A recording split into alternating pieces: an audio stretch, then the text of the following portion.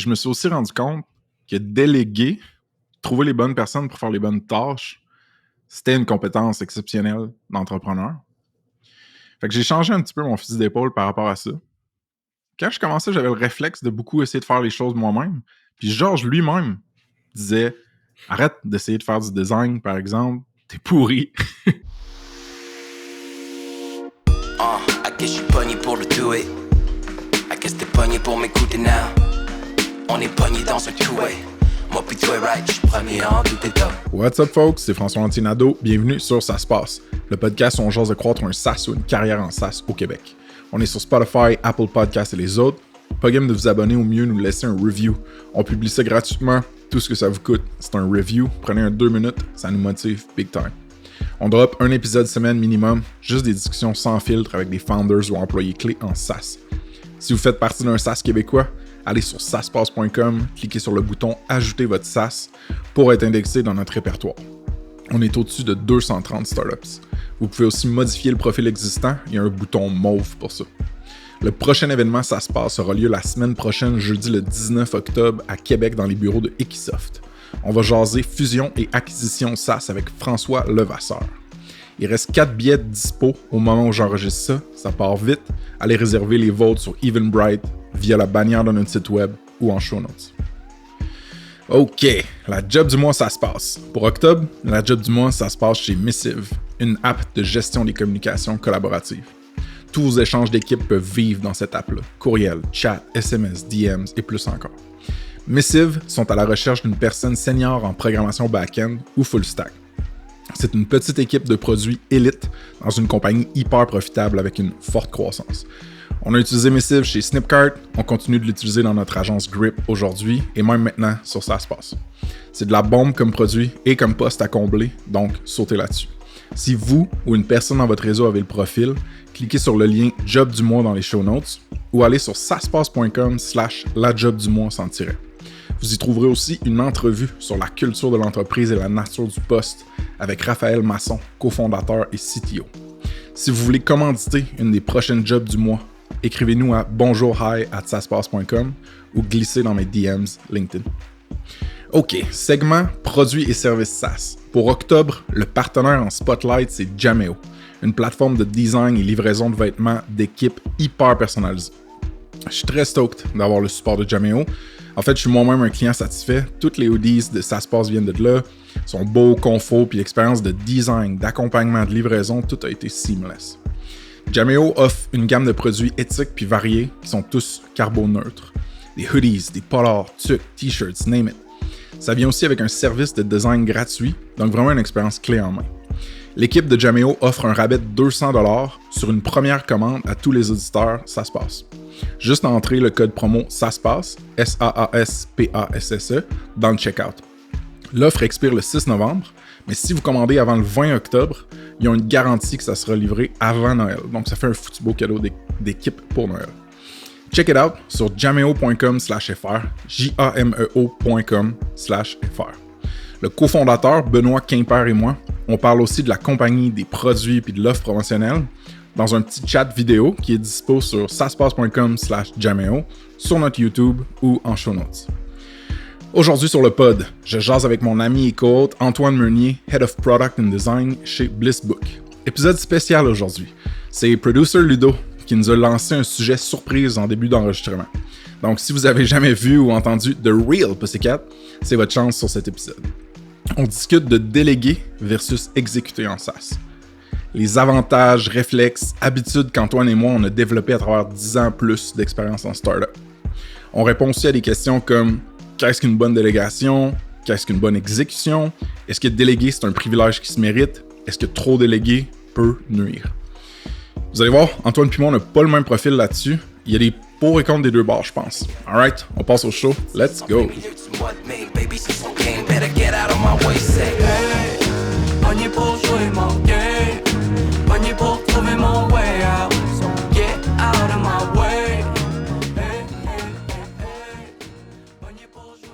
What's up, folks? Ici The Real Pussycat qui take over le pod. Salut les gars. What's up, Ludo? Salut. Ça va? Yes. Qu'est-ce qui se passe? Pourquoi on se fait hijacker le podcast? Écoute, j'avais un sujet pour vous. Avec les belles années que j'ai travaillé avec toi, Frank, j'ai Merci. pu observer que tu es un délégueur. Puis en connaissant un peu plus Antoine, j'ai vu que tu étais un patenteur, Antoine. Puis j'aimerais ça vous entendre un petit débat sur les avantages et les inconvénients de chacun. Ok, fait que genre. Là, tu l'as cadré comme un débat. Fait que ça risque d'être un Ouais, je enfer. veux que ça soit un Mais, débat. OK. fait que le fait que moi, je délègue plus, puis quand j'ai le réflexe de déléguer, puis qu'Antoine, il a le réflexe d'exécuter, mettons. Ouais, exact. Je Ok, veux, parce que chacun a leur avantage, leur inconvénient. Là. J'aimerais ça. Ok. absolument.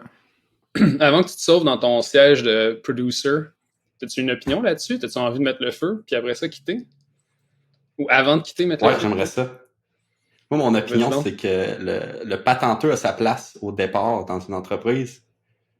Puis, à un moment donné, il faut que tu t'apprennes c'est quoi tes forces. Puis là, tu délègues avec tes faiblesses. Mais je pense qu'il y a un certain point où que être patenteux, c'est un avantage.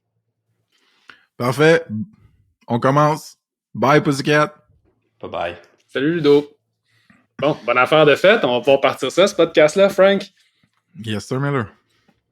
Yes, sir. Mais je pense que Ludo l'a C'est bien qui cadré, commence? puis finalement, il n'y a pas de débat. On est d'accord les deux. Fait qu'on peut Non. on peut aller manger une crème molle, puis... non? OK. Non. C'est qui commence? Hmm. Je vais te laisser ouvrir parce que t'es bon pour faire ça, puis après ça, je vais juste patiner pendant 1 heure pour essayer de me replacer. Alright. Je vais ouvrir avec une histoire.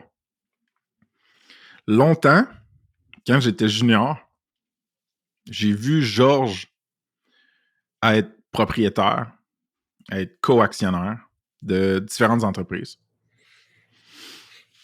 Rarement, pendant ce temps-là, l'ai-je vu physiquement, tu sais, assis, à travailler, puis à shipper du code, écrire du contenu, peu importe la tâche. Longtemps, je me suis dit, Chris, ça n'a pas de bon sens, man. Tu sais, qu'est-ce qu'il fait, dans le fond, lui? Il est pas là, genre, il contribue pas tant que ça. Même, pourquoi il y en a autant de parts que ça, tu sais? En vieillissant, je me suis rendu compte, non seulement avec moi qui mature, moi qui deviens CEO, la vente de la compagnie, je me suis rendu compte de la quantité de choses que Georges faisait. Puis je me suis aussi rendu compte que déléguer, trouver les bonnes personnes pour faire les bonnes tâches, c'était une compétence exceptionnelle d'entrepreneur. Fait que j'ai changé un petit peu mon fusil d'épaule par rapport à ça. Quand je commençais, j'avais le réflexe de beaucoup essayer de faire les choses moi-même. Puis Georges lui-même disait « Arrête d'essayer de faire du design, par exemple. T'es pourri. On a un designer chez Spectrum qui pourrait t'aider ou trouve-toi-en un. » Puis ça me faisait chier au début. J'étais comme « Ah, tu mines, tu limites ma créativité puis mon développement de talent multidimension, peu importe. » Puis plus je vieillis, plus je trouve que les bons entrepreneurs, c'est ceux qui se concentrent sur leurs forces, justement, puis qui mettent les bonnes personnes aux bonnes places partout où ils ont des faiblesses. Puis une dernière chose que je veux dire pour mon ouverture, c'est Georges, ce que je voyais pas, derrière le rideau, mettons, des opérations chez Snipcart au jour le jour, il développait des relations avec un paquet de personnes. Il faisait des conférences, des ateliers, des présentations dans des universités, dans d'autres compagnies, dans les cégeps, dans les conférences d'entrepreneuriat de développeurs. Et puis, il réfléchissait beaucoup. Il faisait aussi même beaucoup plein d'admin, là, genre les soirs et fin de semaine que je voyais même pas aller. Puis il réfléchissait stratégiquement, pas mal plus que nous autres, à OK, c'est où qu'on s'en va avec ce produit-là, avec cette compagnie-là. Puis il amenait des idées, puis il aidait à mettre de la direction dans le bateau pour qu'on aille à la bonne place. Fait que c'est toutes des choses que, ben aujourd'hui, mon profil entrepreneurial fit pas mal plus avec ça. Mais je pense que c'est débattable. Donc, j'arrête mon ouverture. Vas-y. OK, ça part. Je pense que la première chose à dire, c'est que je pense qu'on a, de manière innée, il y a des gens qui vont juste être bisouneux, puis il y a des gens qui vont être délégueux. Ça va être comme le starting point. Puis je pense que, puis Ludo l'a quand même bien dit dans l'intro, il y a comme un temps pour tout dans une compagnie, puis je pense qu'il y a un temps pour tout aussi dans une carrière. Puis moi, je pars du point de vue, puis je sais pas si c'est inné ou circonstanciel, mais j'ai toujours pris plaisir à bisouner. Puis la beauté là-dedans, c'est que je suis zéro do-it-yourself dans la vie en général. Tu sais, t'as du monde qui sont bisouneux, genre, sur tout, là. Tu sais, qu'ils vont se construire une chaise parce qu'ils ont besoin d'une chaise, là, ou ils vont patenter des vrais objets dans la vraie vie. Ce n'est pas mon cas. Mais quand on tombe dans le concept des startups, j'imagine que... En même temps, je me demande... C'est quand même une bonne réflexion parce que c'est tellement pas toujours avantageux de le faire, mais il y a un avantage de dire, il y a un peu je trouve qu'il y a un intérêt composé sur de pouvoir, dans le fond, mettre la main à la pâte, comprendre comment ça fonctionne. Ça permet par la suite d'être capable d'avoir de l'empathie avec la personne que tu vas engager, vers qui tu vas déléguer cette tâche-là, parce que tu l'as déjà fait ou tu sais exactement, c'est beaucoup plus facile d'exprimer, écoute, je pense que ça devrait être ça ou pas. Puis en même temps, je trouve que ça permet d'avoir une meilleure vision globale des opérations quand tu as un peu touché à tout, puis tu les as tout essayé, puis tu sais les pitfalls dans chaque.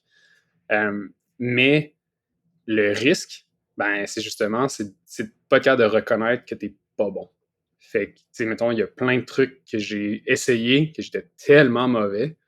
J'ai pris, tu sais, puis le problème, c'est que des fois, il n'y a aucune corrélation entre être pourri et avoir du plaisir, là.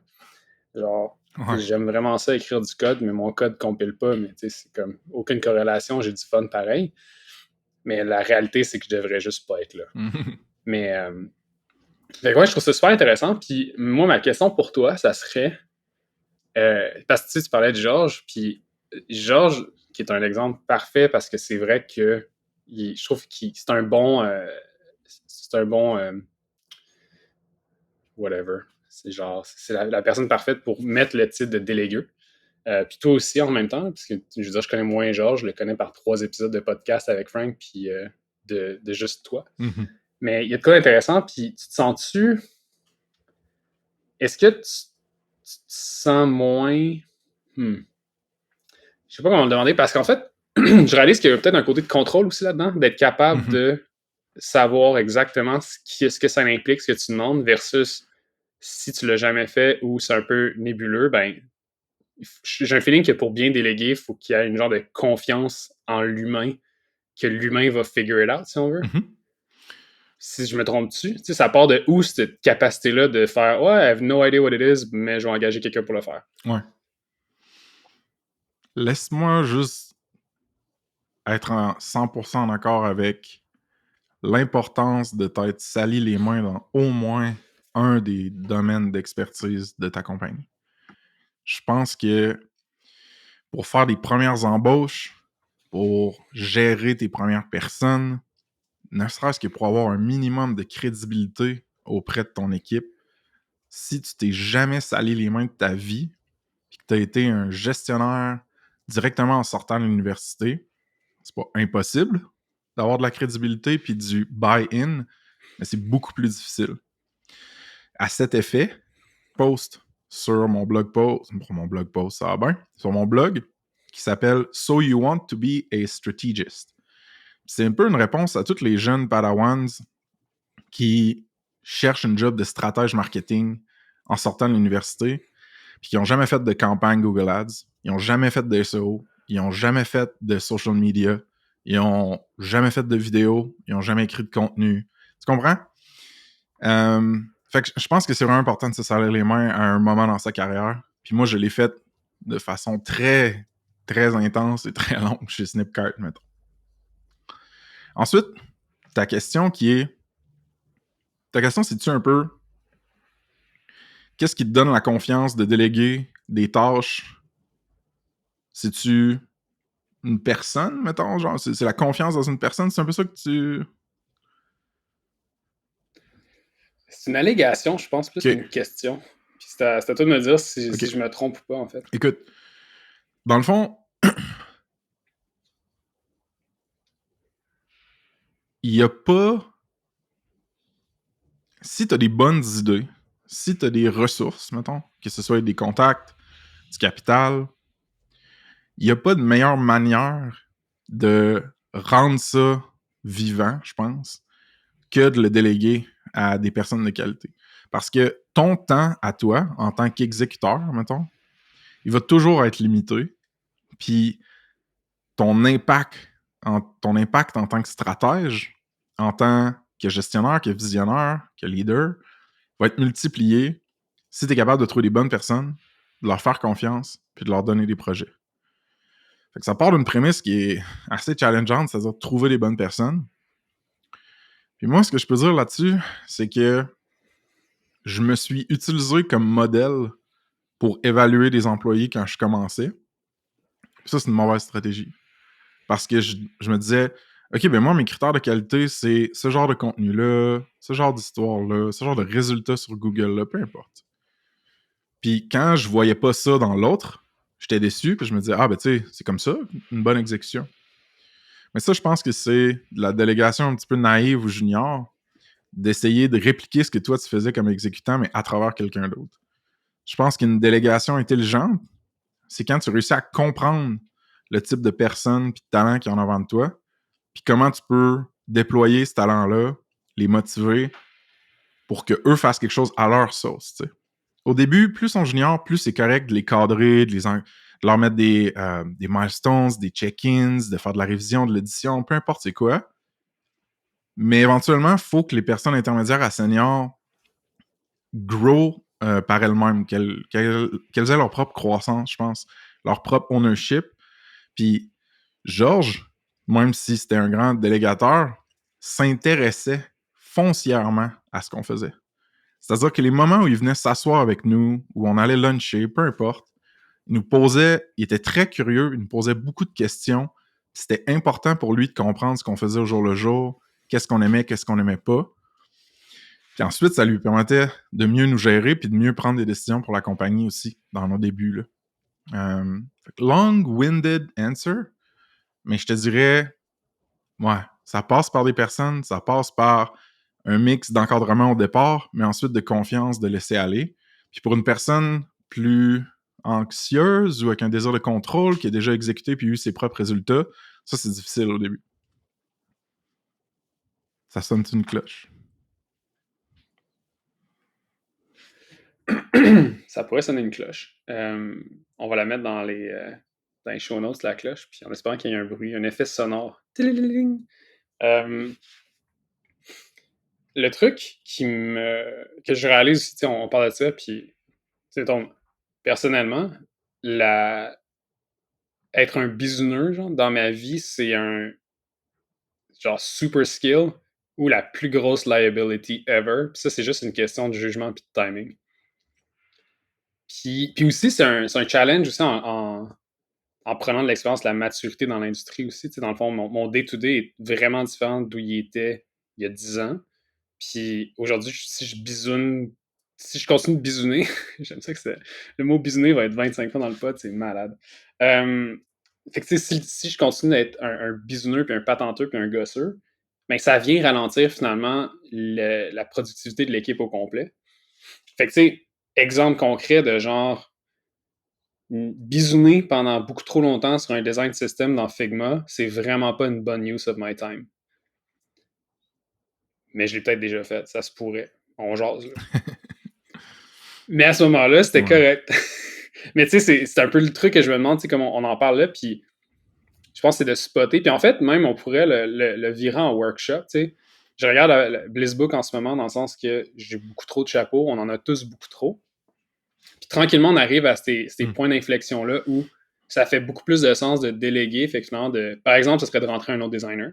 Ça serait après ça peut-être de rentrer une autre personne front-end. Ça serait de commencer à expand un peu la team pour que justement je puisse passer plus de temps sur la direction du produit, puis à quoi il va ressembler, puis pourquoi on le fait in the first place. Parce que si je regarde, par exemple, puis je vais te donner le topo, puis après ça tu rentres dans le tas.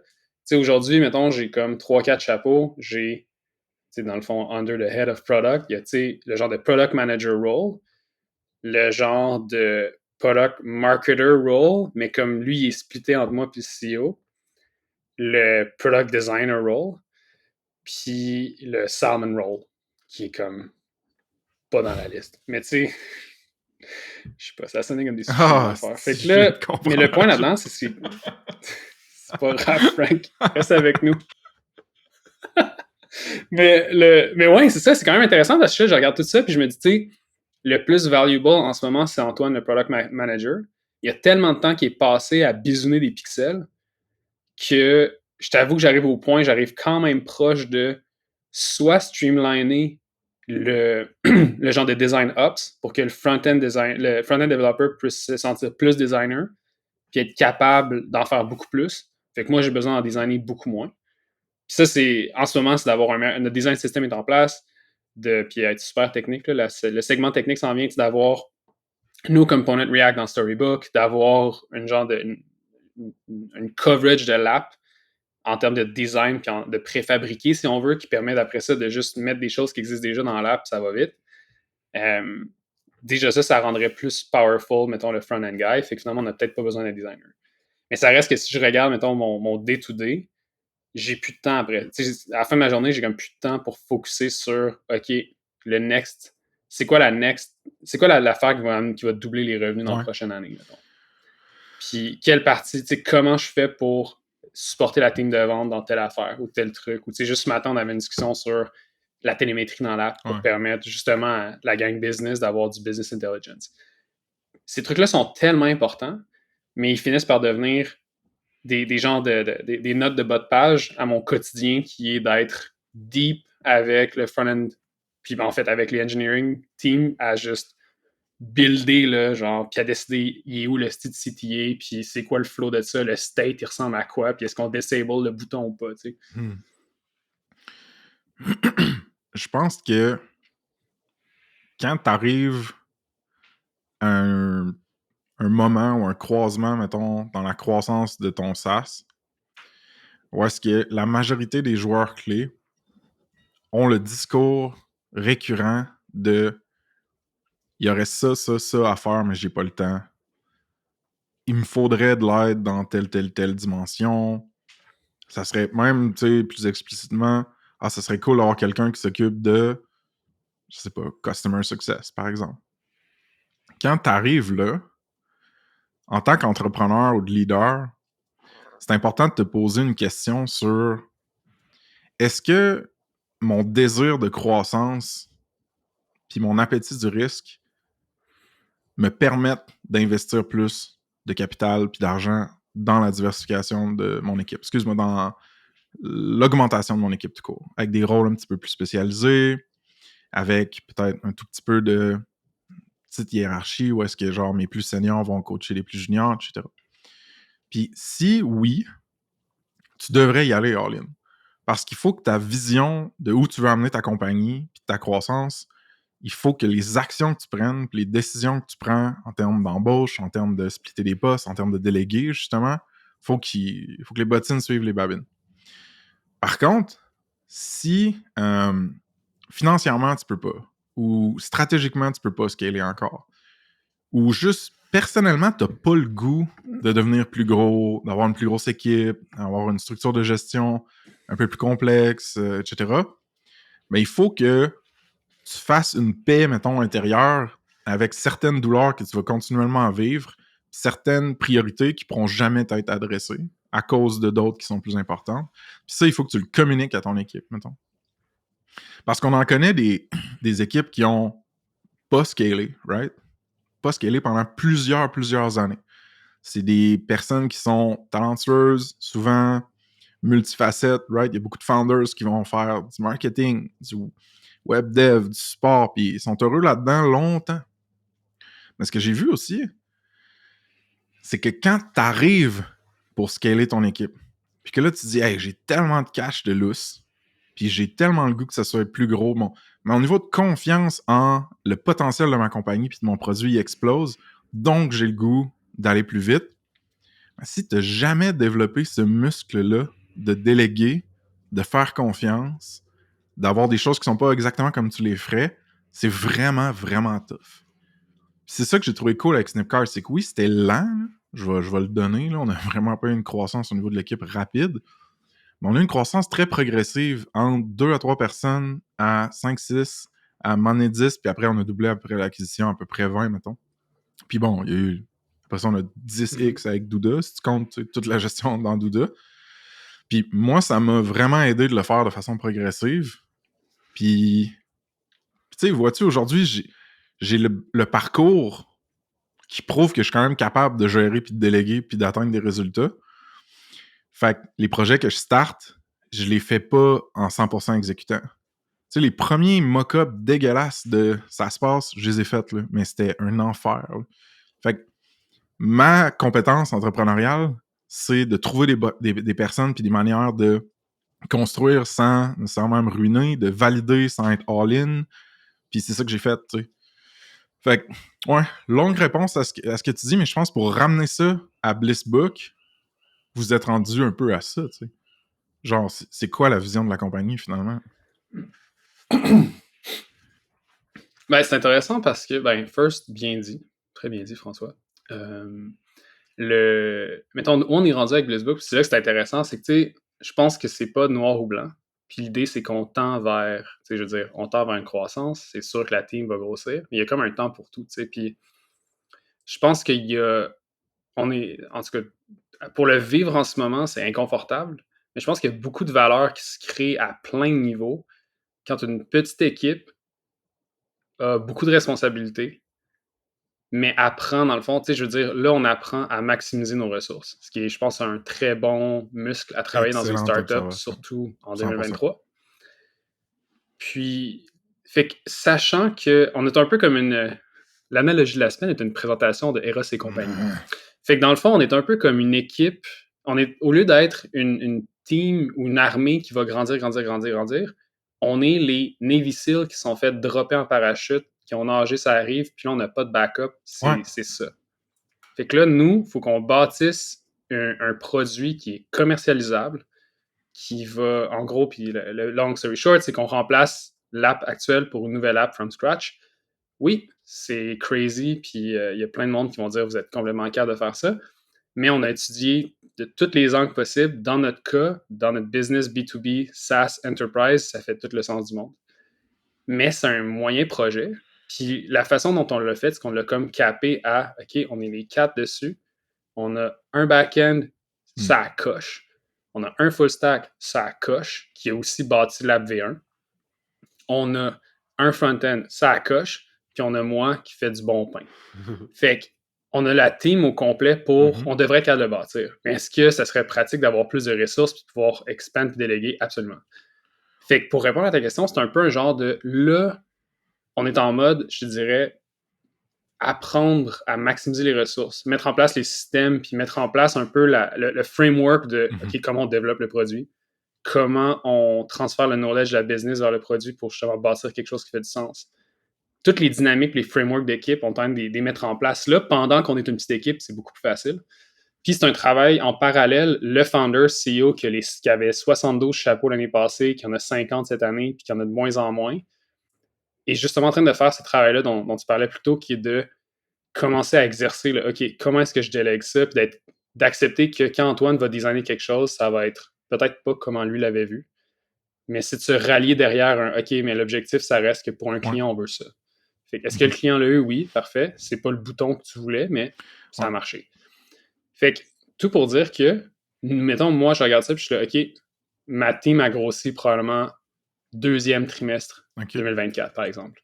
Fait que ça me laisse encore une couple de mois pour spotter il est où le maximum input. Puis ça, c'est un podcast qu'on pourrait faire d'ailleurs, puis je serais curieux d'entendre ton opinion là-dessus sur engager full-time versus engager un genre de sharpshooter qui rentre pour, mettons, 1 ou 2 cycles de développement. Dans notre cas, c'est des cycles de 8 semaines. Fait que quelqu'un qui rentre pour un 2 mois spécifique sur un projet avec qui vient comme vraiment là, comme un mercenaire qui se joint à l'équipe. Fait que d'avoir une core team, mais après ça, au lieu d'engager quelqu'un pour bâtir une partie de l'app qui, une fois bâtie, ne nécessite pas autant d'efforts, ben d'aller chercher quelqu'un qui va venir donner un input, puis de relieve pressure, increase productivity, mais qui ne sera pas un drag après dans l'équipe parce que, mettons, on regarde notre produit, puis il y a plein de choses qu'il faut bâtir, mais une fois que c'est en place, je veux dire, quand la route est faite, on n'a plus besoin d'asphalteuse, parce qu'on n'est pas au Québec. C'était une mauvaise analogie, puisque je réalise qu'au Québec, on a toujours besoin, là, mais dans mon monde à moi, quand tu mets de l'asphalte, elle reste là 20 ans. T'sais.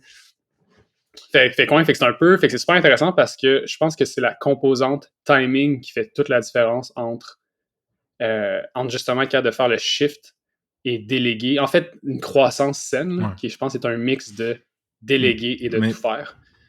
Parce qu'un ou l'autre, ça fait aucun. Je pense que un ou l'autre sont des recipes for disaster ou sont juste peut-être pas montés, en Exact. fait. Ça se peut, mettons qu'on pousse à l'extrême, que une vision entrepreneuriale successful pour quelqu'un soit réalisée en one-woman band, one-man band. Il y en a des solopreneurs qui sont heureux, qui génèrent du profit et de la croissance seuls, avec une content business, avec un petit produit, peu importe. Fait que ça revient beaucoup à la vision de ce que tu veux construire. T'as dit quelques trucs qui sont clés sur lesquels je vais comme rebouncer. T'as fait l'analogie avec les Navy SEALs. Des SEALs, mettons des commandos qui sont droppés derrière les lignes ennemies, ça fait des impacts. Ça fait des missions, des aventures genre chirurgicales. Ça fait des petites actions qui, oui, des fois ont des grosses conséquences, mais tu comprends que c'est pas une équipe de 6 Navy SEALs qui va... Mettons là, qu'on est en mode risque, là, le vieux jeu. Là. C'est pas 6 Navy SEALs qui va envahir puis comme prendre le contrôle d'un pays au complet. Right? Fait que si ta vision entrepreneuriale, t'es Pas d'accord. t'es pas d'accord? Pas d'accord. Si tu regardes tous les shows Netflix, tous les trucs avec Ryan Reynolds et ou Jack Ryan, c'est tout le temps 3 personnes qui font toute la différence. Ouais. Just Fair, saying. là, je veux pas trop qu'on s'empêtre dans l'analogie, mais Mais de façon générale, excuse-moi, c'est continue. une vision très ambitieuse de changer le monde de l'hôtellerie comme un Airbnb. Ouais. Tu peux pas le faire à 3, tu vas le faire à plusieurs centaines de personnes. Fait qu'il y a ça à garder en tête. Ensuite, je pense qu'il faut toujours, comme founder ou comme entrepreneur, faut que tu gardes en tête que tes commandos, là, qui sont capables de porter plusieurs chapeaux, qui ont le couteau dans les dents, ça leur dérange pas qu'il y ait un gros niveau de chaos et de risque. Right? C'est surtout ça à propos des premiers hires. Il faut que tu spots lesquels là-dedans vont fitter pour croître, lesquels sont capables de prendre un apprenti, un junior, lesquels vont avoir de la satisfaction à être moins sur le terrain, plus en gestion, moins en exécution, tu sais. Fait que c'est des choses à garder en tête. Tu sais, les yearly check-ins ou juste les retraites où tu réfléchis comme founder ou en co-founders, c'est des bons moments pour faire ça. Fait que ça, toi, tu le fais, je le sais, tu réfléchis à ce quart-là dans l'année prochaine où est-ce que ton équipe augmente, comment le onboarding va arriver, qui va faire quoi. C'est important de le faire. Puis, vas-y. C'est vraiment... juste double-cliquer là-dessus. C'est exactement ça. C'est que je pense que c'est le timing de...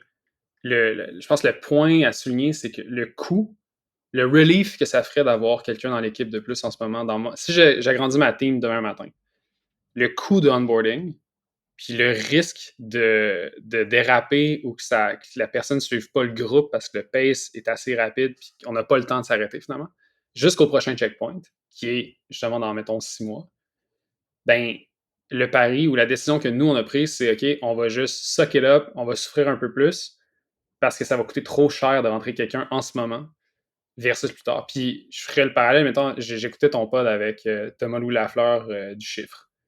Puis la discussion sur... c'était vraiment cool d'ailleurs, by the way, bon podcast. Très beau programme, continuez votre effort. Merci. Il parlait un peu du timing d'aller all-in, puis de justement, il y a un moment pour peser sur le gaz, puis il y a un moment pour être un peu plus, tu sais, finalement, de point de vue juste allocation de ressources et financier, de prendre il y a un moment où c'est un risque, puis un autre moment que c'est une opportunité. Puis je pense que tout patenteux et tout dans le fond, délégueux se doit d'être à l'écoute de ça, finalement. Parce que je pense qu'une compagnie, puis tu sais, là, on parle d'une compagnie qui est... Puis là, c'est une autre partie du pod qui était bon, mais tu sais, le concept, une compagnie doit être financée par ses clients. Fait qu'on va prendre pour acquis qu'on parle d'une compagnie où la gravité s'applique. Fait que si vous venez de closer votre série A avec 22 millions, la gravité ne s'applique plus pour les prochains 18 mois. Good for you. Le prochain segment ne sera pas important. Mais si ta compagnie roule avec une growth qui est basée sur la clientèle, puis des opportunités de grossir, que ce soit avec un méga gros client qui va closer si tu arrives à livrer un produit qui n'est peut-être pas celui que tu as en ce moment, Ou à l'inverse, une opportunité de marché qui est un timing, qui est là, si tu te dis, OK, est-ce que... Puis c'est ça qui est dur dans une compagnie bootstrap, c'est de te dire, OK, on est profitable. Est-ce qu'on est rendu au point où, justement, pour cross the chasm, puis passer de patenteux à délégueux, donc d'investir dans une équipe, est-ce qu'on est prêt à aller under pour le prochain 6-8 mois avec la conviction que ça va nous ramener over? Puis ça, je sais pas si on avait déjà parlé. Tu l'avais-tu fait avec Snipcart, ce genre de moment-là où tu te dis, OK, on va dépenser plus qu'on fait temporairement parce que il y a quelque chose là. Presque jamais. C'est là qu'il faut le faire. Presque jamais, justement parce que il y a beaucoup de la vision stratégique de la compagnie qui venait de Georges puis Vincent. Puis pour le meilleur ou pour le pire, moi, ça m'a beaucoup influencé, puis ça résonnait avec mes valeurs, même si pour moi, c'était plus difficile des fois d'aller lentement. Mais nous, on est toujours resté avec notre... Ben, on est mostly toujours resté avec... Une fois qu'on a assez de MRR supplémentaires pour amortir un salaire, là, on embauche. À moins qu'il y ait quelques moments où, mettons, le support, là, ça débordait. Là. Puis nous, tous nos programmeurs faisaient du support. Ça faisait partie du rôle chez Snipcart, de se salir les mains là-dedans, mieux comprendre le produit. Puis anyway, c'était technique, les questions. Fait que, il y a des moments où on a devancé les embauches parce que when shit's kind of bursting at the seams, genre, faut que tu fasses quelque chose, là, tu sais. Fait qu'il y a eu quelques exceptions, mais mostly, on a suivi cette règle-là. Je pense aussi, dude, que, encore une fois, je rattachais à la vision de l'entrepreneur puis l'appétit de risque de l'entrepreneur. Puis dans ton cas, quand tu vois des opportunités de market, du momentum, d'aller chercher les plus gros clients, d'atterrir peut-être dans une nouvelle verticale ou un nouveau marché géographique, écoute, man, c'est ça l'entrepreneuriat. C'est de savoir quand est-ce que tu pèses sur le gaz, quand est-ce que tu pèses sur le break, les risques que tu prends ou que tu prends pas, puis... Il n'y a pas de c'est break. ça. Quand est-ce que tu mets tes pieds à terre comme les pierres à feu? Mais ouais. fait, c'est super intéressant, puis c'est rare que je vais être autant en alignement, je pense, avec toi que là, mais c'est vraiment nuancé, tu sais, puis je trouve vraiment, vraiment pas qu'il y ait genre de formule. C'est drôle parce que je parle à de plus en plus de monde différent de moi avec ça se passe, puis avec le réseau qu'on build, puis je vois que la vision de la valeur d'une compagnie ou de sa croissance qu'elle devrait avoir, ça varie violemment d'un individu à l'autre. Tu sais, quand je parle avec des gros investisseurs, mettons, comme dans mon trip à Montréal récemment, je vois à quel point, pour eux, il y a certaines réalités bootstrapped, certaines lenteurs de pace qui sont complètement peut-être irréalistes ou juste, pas nécessairement irréalistes, mais juste, je veux pas être trop négatif, peut-être insignifiantes, genre, ben pourquoi tu ferais ça, tu sais? Pourquoi tu builderais de quoi d'aussi petit en aussi longtemps? Puis eux, ils ont une vision très agressive des marchés. Je pense qu'ils investissent dans des marchés très compétitifs, très évolutifs. Puis des fois, ils voient comme, ben, tu sais, si tu prends tant de temps à faire telle affaire, il va y avoir d'autres compétitions, le marché va changer, ça marche pas. Tu sais, la rapidité et la vélocité dans une partie de notre industrie, c'est tellement incrusté loin dans certaines personnes. Puis c'est correct. C'est pas une critique que je fais. C'est juste une observation que, encore une fois, ça revient à la vision de c'est quoi l'objectif de construire une compagnie. Puis je pense que c'est là que tu as l'espèce de vieille dichotomie de lifestyle business, qui pour moi n'est pas dérogatoire, c'est excellent comme vision, et changer le monde, rocket ship, etc. Tu sais. Où est-ce que tu te positionnes? Il faut du self-awareness. Il faut que tu te connaisses comme entrepreneur et puis que tu embauches en conséquence. J'ai envie de te dire, c'est même pas mutually exclusive, cette histoire-là. Dans le sens que c'est un spectre, puis je pense qu'il y a des stratégies de... J'ai l'impression de reformater votre conversation de l'autre podcast, mais c'est un peu le concept d'avoir un... C'était quoi l'idée de la Infinite Game de la compagnie, là, où genre... Je sais pas trop, puis là, je veux pas retomber dans ces détails-là, mais mon point étant, tu sais, mettons, tu peux cap le downside, tu sais, un peu de t'assurer une victoire, mais de te mettre all-in pareil pour, dans le fond, de te placer pour capturer un upside de malade, mais de tout aligner tes flûtes pour au moins avoir une compagnie qui va être, on va dire, pas nécessairement lifestyle, mais peut-être une coche de plus. Puis, j'avouerais que ça, c'est notre playbook actuel chez Blissbook. C'est justement on a présentement une compagnie un peu à la Snipcart avec une growth qui est progressive, graduelle, des signaux à gauche, à droite qui sont malades, des genres des confirmations de OK, on fait quelque chose de bien, on fait quelque chose de vraiment bien parce que ce qu'on fait, le monde ne voit même pas encore. Toutes les améliorations qu'on apporte à notre produit sont même pas encore disponibles publiquement, mais des grosses compagnies s'approchent, puis viennent nous voir, puis nous choisissent, puis signent des deals avec nous. Puis, fait on peut continuer sur cette trend-là super longtemps. On peut aussi aller en mode, décider un moment donné que, OK, on a un genre de point d'inflexion, on saute sur le gaz, puis on part en mode, on va chercher du financement, hypercroissance, whatever. C'est une optionnalité, en fait. Puis je pense que, là, comment je fais pour tailler l'optionnalité avec le délégueux puis le patenteux? Parce que là, j'ai l'impression qu'on a juste drifté en mode, cool, les deux marchent, c'est la compagnie qui est importante. Mais je pense que c'est ça à la fin, c'est que pour ramener, mettons, à délégué patenteur, c'est juste d'être conscient que on est souvent plus dans le chemin qu'on pense, dans les deux axes. Dans le sens que quelqu'un qui délègue trop peut créer de la confusion si c'est pas un bon leader, s'il comprend pas ce qu'il demande, s'il comprend pas, puis il y a beaucoup de temps qui peut être perdu, puis à la limite, ça se peut que on va appeler ça des erreurs qui vont être réalisées 3 ans plus tard quand tu fais hey, pourquoi qu'on a bâti ça de même? Ah, je sais pas, là, je me rappelle plus c'est qui a pensé à ça, puis ça n'a pas été songé. À l'inverse, ça se peut que 3 ans plus tard, le business soit encore en train de business de quoi, de beaucoup trop compliqué, que personne ne va jamais utiliser, puis que finalement, c'était de la masturbation mentale de le faire parce que c'est un challenge personnel, mais qui aide pas l'entreprise. Tu sais, quand on parle d'une personne qui délègue beaucoup, là, ou de l'acte de déléguer, là, pour moi, ma vision de ça, là, c'est que tu choisis de déléguer pour te donner plus de temps pour faire les choses dans lesquelles tu es excellent ou qui te passionnent, qui jumellent tes skills avec les intérêts de la business. Puis c'est ça que, au début, je comprenais pas à propos de George. Que je comprenais pas que, justement, il déployait de l'énergie, du capital, du temps dans des choses qui bénéficiaient Snipcart grandement. Puis moi, si j'avais quelque chose à dire aux gens, justement, qui se trouvent dans une position de délégation, c'est des fois, c'est un petit sacrifice parce que t'es habitué d'exécuter ou comme ça sera pas exactement comme tu veux ou il y a une incertitude par rapport au outcome. Mais rappelle-toi qu'une bonne personne dans laquelle tu fais confiance et que tu délègues une tâche, en théorie, c'est supposé t'ouvrir plus de temps pour que toi, tu shines ailleurs. Puis moi, c'est comme ça que j'opère. Tu sais, genre, un délégueur qui fait rien après, qui délègue, mais que lui, il fait rien ou elle, elle fait rien, ça gosse, man. Ça inspire pas ta team. Mais moi, même si je suis pas, mettons, à côté dans le produit ou à côté dans la gestion, mettons, technique du pod, quand je reviens, mettons, d'un trip que j'ai fait à Montréal, quand je reviens de, je sais pas, une réflexion que j'ai faite, puis j'ai genre un paquet d'idées pour ça se passe, que je révise du stock, tu sais, je reviens avec de la valeur pour la compagnie, tu sais, puis pour le produit, puis tout ce qu'on fait. Fait que je pense que c'est important d'essayer de donner. Tu sais, Georges, il faisait pas ça, tu comprends? Il se vendait pas lui-même. C'était comme implicite pour lui. Puis moi, avec mon ego fragile de jeune professionnel, je tendais à penser le pire, alors qu'au final, c'était pas ça.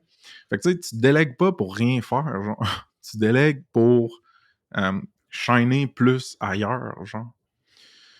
Puis, Vas-y. Non, je vais complètement te passer dans une autre tangente. Je sais pas si tu voulais terminer, si tu veux Non, rajouter sur ce point-là, c'est juste une parenthèse. Tu peux aller à une autre tangente, puis moi aussi, j'ai un autre petit truc après. Ouais, vas-y. Parce que, je veux dire, je t'écoute, puis ça me fait penser, tu sais, mettons, puis là, je suis là, bon, on va peinturer Frank dans le coin vite, on va voir ce qu'il va dire. Déléguer, ça reste que c'est un luxe, dans le sens que, puis ma question, en fait, qui va être pour toi, c'est qu'en l'absence de ressources, comment, tu sais, puis tu l'as fait, là, déléguer en l'absence de ressources, fait que c'est pour ça que je te le demande, parce que dans le fond, en l'absence de ressources, moi, mon default, ça va être juste fucking do it. Toi, ça va être quoi, mettons? Puis comment tu fais pour, à la limite, même te convaincre que les ressources sont là, peut-être? Tu sais, comment tu trouves les ressources où, puis t'es défini comment pour être capable de déléguer dans un monde où il y a peu d'oxygène? Je pense que C'est bon. L'oxygène, c'est l'argent. Je pense que mon imagination, mes capacités de raconter des histoires et ma paresse, honnêtement, créent un mix où est-ce que je vais être fucking créatif pour trouver des ressources.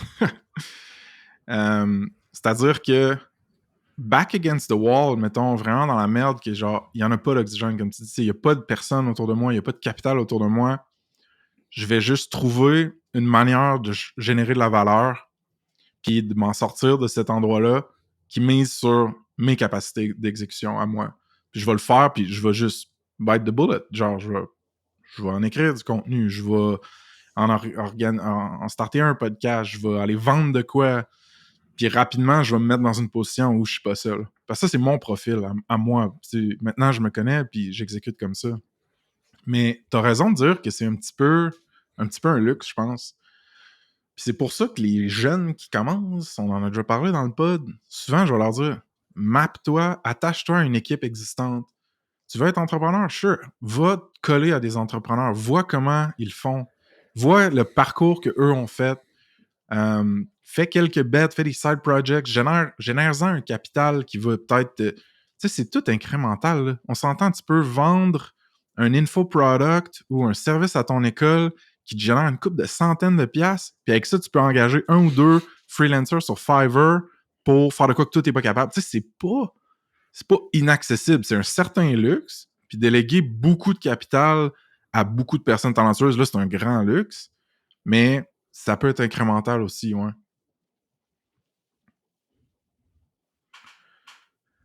C'est intéressant. Ouais, c'est un bon point. Puis ça me fait juste penser à quel point, tu sais, looking back, je pense que l'erreur que, tu sais, pour parler de, si t'es un entrepreneur, colle-toi à des entrepreneurs, puis bâtis avec une team. C'est tellement une bonne façon de le voir. Puis je réalise que mettons, l'Antoine de 19 ans, 18 ans, qui était plus en mode... il a écouté 3-4... Dans le temps, c'était des blogs, là. Puis qu'on lisait des petits blogs de genre Y Combinator, puis whatever, puis on virait fou comme la merde. Puis c'est l'erreur de se mettre all-in seul en pensant que tu vas changer le monde tout seul, puis que tu vas être capable de tout faire, justement. Versus de te greffer à une team, de trouver ton George. Puis c'est pas obligé d'être... Puis tu sais, juste... tu t'en parles quand même beaucoup sur le pod de votre relation qui est une vraie relation Jedi-Padawan qui a grandi, puis vous avez même eu votre combat qui a perdu une main, tu sais, le truc au complet, là, c'est genre Star Wars, tous les épisodes. Moi, dans mon cas, ça n'a pas été ça, mais ça reste que le point d'inflexion dans ma carrière, si on veut, le moment où je me suis mis à aller vraiment vite, puis à apprendre plus vite, puis à avoir un feedback loop rapide, c'est justement de travailler avec du monde senior, puis des entrepreneurs, ça coche. Parce que tout seul, c'est dur en maudit d'être capable de trouver... Tu sais, justement, seul, si tu n'as jamais travaillé avec personne, puis là, on revient un peu sur le concept des Padawan, mais rentrer dans la tech, te dire entrepreneur, puis vouloir tout faire tout seul, ça se peut que ça marche. Genre, ils font des films quand ça marche. Mais ça se peut que ça marche pas. Puis le problème, c'est que ce que je réalise, puis pour l'avoir vécu, c'est que quand ça marche pas, l'apprentissage est vraiment moins grand que si tu avais eu un moins grand succès, mais avec justement apprendre plus. Puis je pense que l'apprentissage au début, c'est justement de trouver ce sweet spot-là entre bisouner puis déléguer. Puis déléguer, je pense que la meilleure façon de le faire, c'est de voir quelqu'un te déléguer des trucs. T'sais. Fait que de travailler justement avec une équipe et de voir comment, moi dans mon cas, ça a été de voir chez The Simple comment tout a été délégué. Puis même aujourd'hui, comment ils le font, c'est encore une source d'inspiration. Puis le fait d'avoir fait partie de cette équipe-là, encore aujourd'hui, je peux l'utiliser pour moi, dans le fond, améliorer mes propres skills, puis l'appliquer à ma saveur avec mes forces, puis idéalement enlever mes faiblesses. Mais ça n'aurait pas été possible si j'avais juste continué tout seul à se mettre en ligne, ça marche pas. Puis même si tu arrives tout seul à bâtir ton équipe, c'est rendu là finalement qu'il faut que tu sois capable de te monter un genre d'avoir l'humilité de réaliser que t'es pas Dieu, même si tu as tout le succès du monde. C'est pas blanc ou noir, d'être capable de s'entourer d'une équipe qui va justement te pointer de... Puis pour vrai, cette équipe-là, ça a été toi dans un sens. T'es la personne qui m'a le plus rappelé à quel point j'étais bisouneux, puis à quel point ça peut être un handicap lourd si j'arrive pas à justement sortir de ce mindset. Mais c'est à deux tranchants tout le temps, comme tu dis ça, sauf que dans le projet qu'on avait d'acquérir une business, dans le projet qu'on avait d'acquérir une business, t'étais 100% all-in puis ouvert à l'idée de me déléguer tout ce qui était vente, croissance, mettons acquisition, embauche.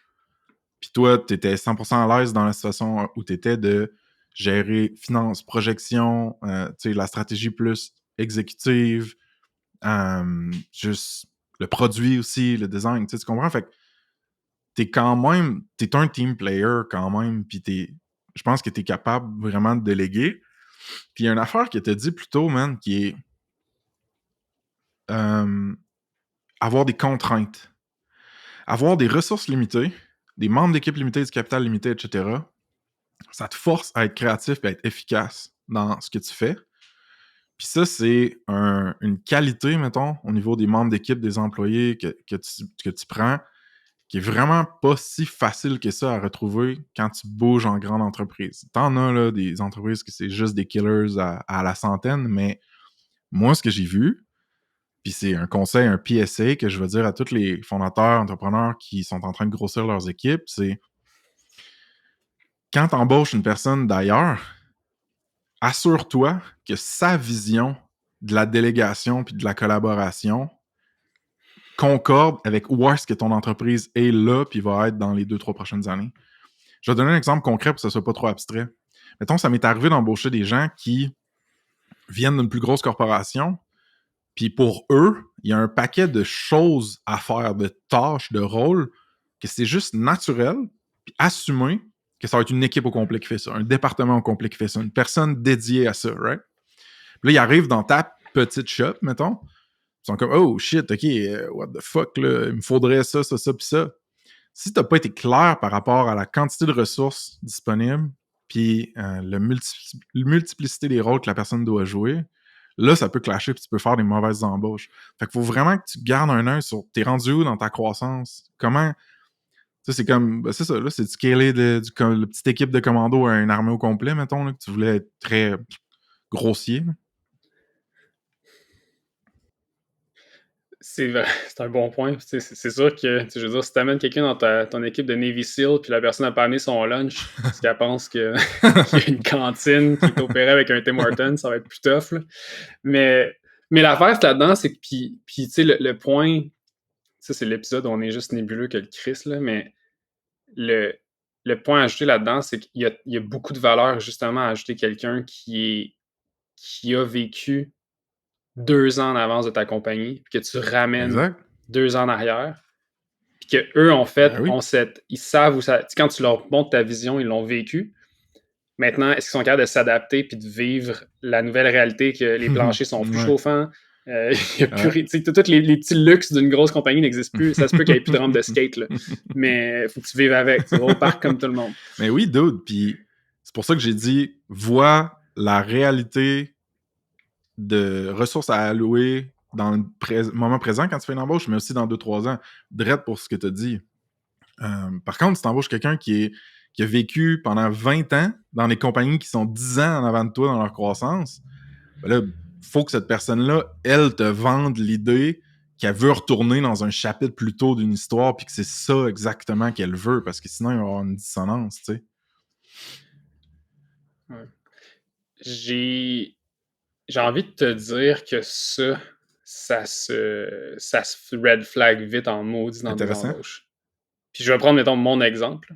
Tu sais, moi, je me suis red flagué en malade si on se rappelle, je sais pas si j'ai raconté sur le pod, mais un peu ma période après Grain, tu sais, j'ai passé un 4 mois à me redéfinir en tant que professionnel, en tant que salarié du savoir. En tant que professionnel, tu sais, j'étais là, c'est quoi, justement, je peux tout faire. Je suis quoi? Je suis un product manager? Je suis un product designer? Je veux clairement plus être un product marketer. Je veux être beaucoup plus produit.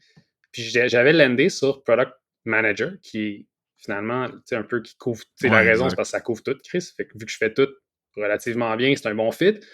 L'erreur que j'ai faite, c'est de catcher que je fais bien dans un contexte de 0 to 1. Moi, c'est dans l'équipe de Navy SEAL que je peux shiner.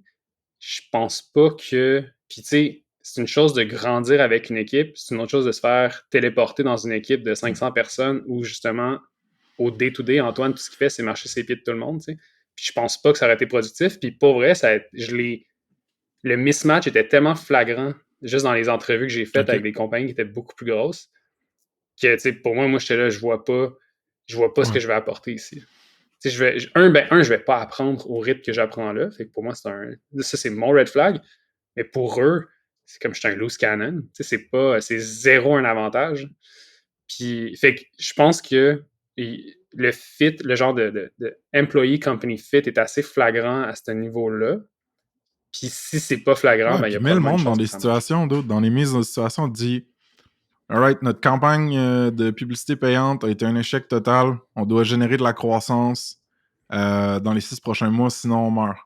T'as tant de ressources. Tu parles même pas de ressources. Tu dis... Non, même pas. Tu dis, qu'est-ce que tu fais? Si la personne, son premier réflexe, c'est de dire, OK, ben, je vais embaucher telle personne, je vais embaucher une agence à l'externe, je vais avoir un budget de ça.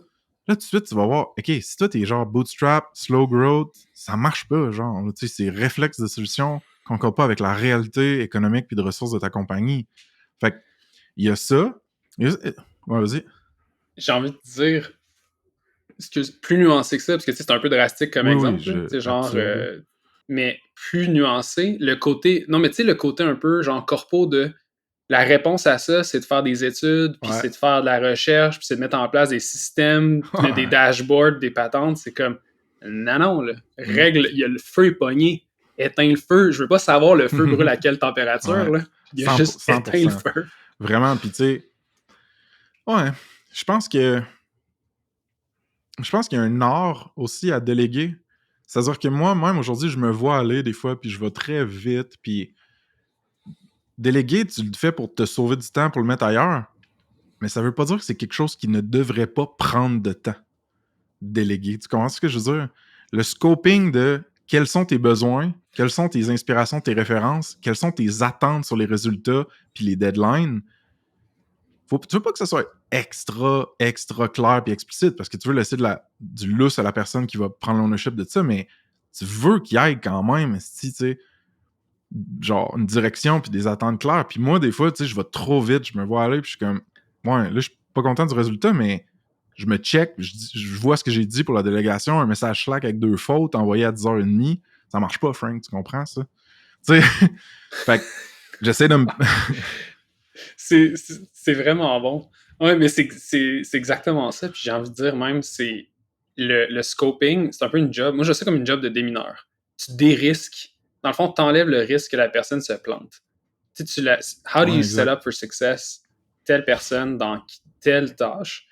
Puis ça devient un peu, puis tu sais, là, c'est là que c'est zéro scalable, mais si ta team est assez petite, tu connais ton équipe, tu connais les forces et les faiblesses, tu le sais que telle personne, si tu lui laisses de la place dans tel, tu sais, puis là, je donne pas d'exemple, parce que c'est là que ça va foirer, fait que je vais garder ça nébuleux, mais l'idée, c'est que si tu regardes la personne, tu te dis, OK, où est-ce que je peux enlever les risques pour que, c'est bon, ça, mettons, Sophie soit équipée pour kick des culs.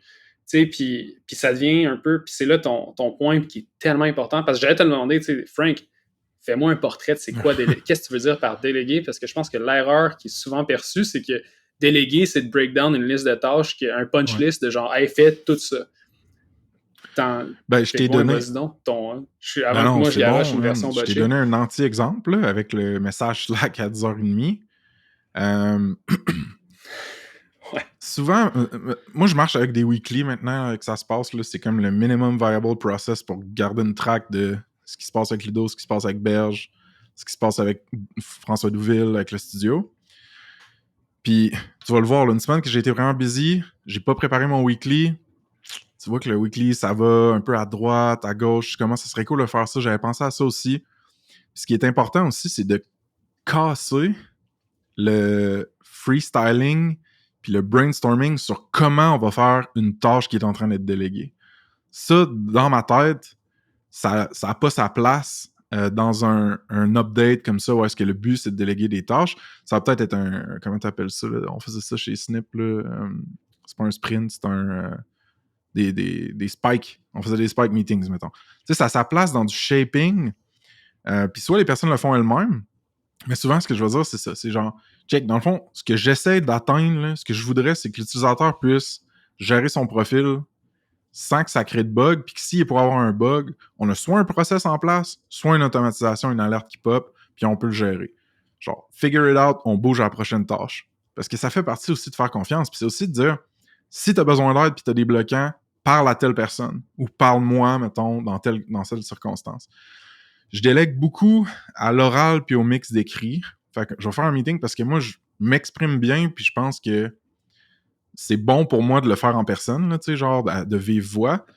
Souvent, plus je suis préparé puis plus j'ai du temps, je vais faire une liste carrément que je vais dire, OK, là, on a eu une discussion sur tout ce qui s'en venait, mettons. Voici les choses qui sont dans vos cours, taguées avec les bonnes personnes, whatever.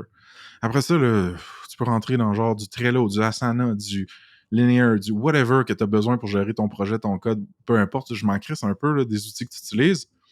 Mais, ouais, fait I guess, pour ça se passe, c'est comme ça que je fais. Pour Snipcard, c'était beaucoup plus structuré. Là. Je veux dire, on était plus, puis comme, genre, il y a une partie de la délégation qui est évaluer un peu les résultats, genre, comment ça s'est passé. Puis quand c'est des choses complexes, comme une nouvelle feature au complet, un nouveau screen au complet, ben, tu sais, faut que toi, en tant que personne qui délègue, t'aies pris le temps de réviser le contenu, réviser ce qui a été fait. Puis, je pense aussi que, à la fin, je me rends compte, là, tu sais, ça, moi puis Ludo, on en a parlé un peu des fois, mais chaque personne n'opère pas de la même manière. Toi puis moi, on en a parlé dans un podcast aussi, puis tu sais, moi, mettons, mes notifications dans Notions, là, je les laisse stack up parce que je les batch, mettons. Fait qu'une fois par semaine, 2 semaines, 3 semaines, je vais les voir. Fait que si quelqu'un s'attend à ce que j'aille un input ou un review à partir de Notion, ça marche pas avec comment que j'opère. Puis tu sais, je veux pas... Genre, pour moi, mon centre de commande pour ma team, c'est dans Slack puis dans notre weekly. Fait que tu sais, je disais à Ludo, mettons, OK, ouais, mais poke-moi sur Slack, dans le fond. Quand t'as besoin de moi, poke-moi sur Slack. J'ai un système de reminder que je recheck à chaque jour, parce que je joue au Slack à chaque jour. Ça fit avec moi. Fait que se connaître comme comment on interface avec toi comme gestionnaire qui délègue, c'est vraiment, vraiment important aussi. Puis t'expliques ces conditions-là pour que les gens puissent travailler avec toi comme il faut, tu sais. Ouais, c'est vague comme réponse, dude, mais comme pour l'instant, c'est ça que j'ai. Là. Non, c'est bon. Puis à la limite, je me disais, écoute, laisse-moi te garrocher, c'est quoi la définition de. C'est quoi, mettons, l'équivalence que tu viens de faire, mais pour le bisouneux? Ouais. C'était game. C'est. Tu sais, parce que je pensais à ça, puis tu me dis tout ça, je te ah ouais, l'équivalent. Pas l'équivalent, mais tu sais. Parce que là, ce qu'on a fait, c'est de réaliser que le bisouneux, il faut qu'il apprenne à grandir, qu'il soit capable de déléguer, parce que sinon, tu meurs. Puis, ce que mettons, moi, j'ai appris en tant que bisouneux par défaut, c'est d'être vraiment self-aware, d'avoir conscience de mes forces et mes faiblesses, puis les réévaluer, genre, pas mensuellement, mais une couple de fois par année, je fais une liste. Tu sais, genre, puis peu importe le format, mais il y a un checklist de genre, quelles sont mes forces, faiblesses, puis mettons spécifiquement dans le produit. Fait que là, je vais juste, maintenant avec ChatGPT, c'est vraiment facile, tu fais juste dire, hey, c'est quoi les tâches de tel rôle? C'est quoi les tâches de tel rôle? Qu'est-ce que tel rôle fait? Puis là, j'ai stack tout, puis je check, OK, ça, je suis pourri, ça, je suis vraiment bon, ça, le monde dit que je suis bon, mais je me trouve pourri, ça, je me trouve bon, mais les gens me trouvent pourri. Puis juste un peu d'évaluer, puis de regarder, est-ce que j'ai une évolution par rapport à ça ou non? Tu sais, parce que ça reste que, je pense que dans une petite équipe, si tu es capable d'être un bisouneux, tu peux apporter vraiment beaucoup de valeur parce que ça coûte tellement moins cher d'avoir une personne sur le payroll que d'en avoir 8. Mais il faut que tu sois capable de t'arrêter puis de juste d'aller juste ce que tu peux aller. Puis fait que c'est des stop-gaps si on veut. Puis c'est un peu un exercice, ça prend des années à faire. Là. Mais moi, c'est ce que je ferais si tu es un bisouneux je continue de faire en fait. Qui doit commencer à déléguer, puis doit évoluer vers un rôle où est-ce que tu délègues plus, je te dirais, concentre-toi sur tes forces pour commencer. Essaye pas de lire un livre de management puis de devenir un gestionnaire que tu n'as jamais été. Fait que, c'est quoi tes forces? C'est exécuter, shipper des choses de qualité, mettons. Fait que, lead par l'exemple pour commencer. Tu as besoin que des personnes fassent X, Y, Z. Tu l'as déjà fait X, Y, Z par le passé. Montre exactement c'est quoi que tu as fait. Fais-le en pairing au départ avec les personnes. Puis, quand tu as cette capacité-là à générer de quoi de concret, ça permet aux autres de suivre un peu dans tes pas ou de le faire à leur sauce. Fait qu'il y a ça que je dirais. Puis sinon, juste si tu es mostly un doer, tu travailles avec des gens qui te délèguent des choses, ou vous êtes juste des doers, là, mettons, vous êtes une petite équipe un petit peu comme Elite, là, tu sais, comme Missive, je pense le truc, c'est de donner de la transparence et de la visibilité sur ce que tu fais. J'ai tellement vu, mettons, des bons programmeurs, même des bons marketeurs, faire des trucs vraiment cool, mais pas le dire au monde, pas le résumer nulle part, pas expliquer qu'est-ce qui s'est passé. Puis des fois, ça amène à des dissonances de genre, ben là, c'est quoi que tu faisais pendant tout ce temps-là? Ah, ok, t'as gossé sur ça. Ben, soit on n'en avait pas parlé, ou soit c'est fucking cool, mais comme, faut que tu me l'expliques que t'as travaillé là-dessus, faut que tu... Fait que ça, c'est de la communication, un peu de la vente à l'interne, là, de qu'est-ce que j'ai fait, pourquoi c'est cool, de quoi j'ai besoin, tu sais. Fait qu'on va donner de la visibilité sur ce que t'exécutes comme doer. Ça, j'ai envie de double-cliquer comme un malade mental là-dessus parce que c'est la clé de tout. De prendre pour acquis qu'une personne très occupée va aller voir tous tes PR, tes pull requests, puis va voir exactement tes contributions, c'est pas vrai. Puis, mais en même temps, j'ai envie de te dire, excellent sujet de podcast, Frank. Faisons ça la prochaine fois. Discuter, en fait, de la meilleure façon, surtout cross-functionally, dans le fond, au travers de l'équipe, comment... Puis, pour vrai, c'est un challenge qu'on a en ce moment. Fait que quand on raccroche, je vais te reposer ces questions-là parce qu'on tente de le vivre. Je le vis en ce moment, comment est-ce qu'on fait pour éviter les silos dans une petite équipe quand ça grandit puis que tout le monde est ça serait cool de faire un pod sur un gros update. Genre, tu m'en avais parlé offline sur qu'est-ce que je pense de où vous êtes rendu avec Blissbook, puis c'est quoi les next steps, les challenges, puis tout, là. Ça serait cool aussi, parce que t'as beaucoup mentionné les exemples de Blissbook ultra pertinents. Je me disais, on serait peut-être dû pour vraiment remettre la table sur où est-ce qu'est Blissbook dans sa croissance, où est-ce qu'est Antoine là-dedans, tu sais. Puis juste comme l'exercice de... Moi, ça m'intéresse, là, aussi, personnellement. Ouais, je suis game. Fait qu'on pourra faire un pod là-dessus. C'était ton idée à la base, mais ça m'a refait penser à ça. Puis sinon, pour closer celui-là, ben... J'ai comme pas l'impression qu'il y a personne qui a gagné le débat. Ça a été assez collégial comme débat. Je pense, mais tu sais, c'était collégial. C'était plutôt primaire. Ça faisait comme deuxième année de primaire de comme défendre ton idée. Non, mais je pense, moi, c'est que c'est juste, c'est comme l'autisme. C'est un spectre. C'est dans le sens qu'on l'est tous un peu. On est tous un peu délégués ou bisouneux. Puis c'est juste puis même, c'est de faire c'est de prendre le temps de s'asseoir, de se regarder soi-même, mais après ça, de regarder son équipe, les gens avec qui on travaille, puis d'essayer de comprendre sont comment eux. Parce que ça aussi, c'est un truc de genre, tu sais, puis à la limite, moi, plutôt au début, surtout quand on a commencé à travailler sur des projets communs ou des ambitions de projets communs, ça a été un clash dans le sens que nos réactions, dans le fond, la suite logique que tu as, c'est zéro ma suite logique. Puis il faut décider laquelle qu'on fait. Puis c'est juste de comprendre l'autre personne vient de où, puis qu'est-ce qu'elle veut dire par son point de vue de délégué ou son point de vue de le tester elle-même. C'est tout aussi valable, fait que c'est d'être 100%. Capable d'observer tout ça. Voilà, c'est le mot de la fin, mon pote. C'est fini pour le pod. On se pogne sur le prochain. Bye bye. C'est gratis pour le download et trop de hits, ça même plus ce que le pied danse. Mississippi dans le